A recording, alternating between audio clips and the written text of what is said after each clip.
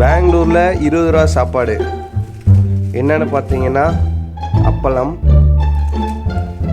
20 ரூபாய்க்கு என்ன சாப்பாடுன்னு பார்த்தீங்கன்னா சாம்பார், ரசம், அது இந்த பாருங்கள் சாம்பார், அப்புறம் பஜ்ஜி நான் தனியாக 10 ரூபாய்க்கு வாங்கினேன். இதுதான் ரைஸ். 10 ரூபாய்க்கு பாருங்கள் 4 பஜ்ஜி தந்திருக்காங்க. இது வந்து ராகி பால் வந்து 10 ரூபா.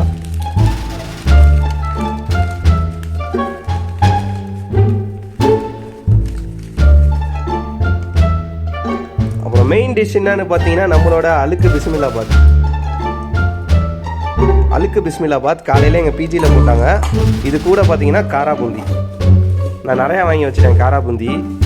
ஸோ இதுதான் இன்றைக்கி நம்ம பெங்களூரில் சாப்பாடு.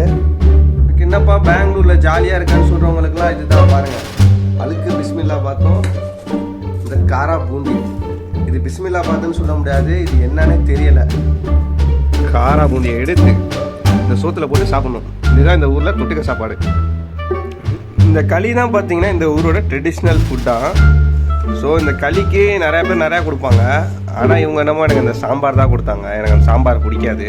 நம்ம ஊர் சாம்பாருக்கும் இந்த சாம்பாருக்கும் நிறைய டிஃப்ரென்ஸ் இருக்கும். இப்போ நான் என்ன பண்ண போகிறேன்னு பார்த்தீங்கன்னா இந்த ராகியை பிட்டு அது கூட பூந்தியை தொட்டு சாப்பிட போகிறேன். இதை பார்த்தீங்களா,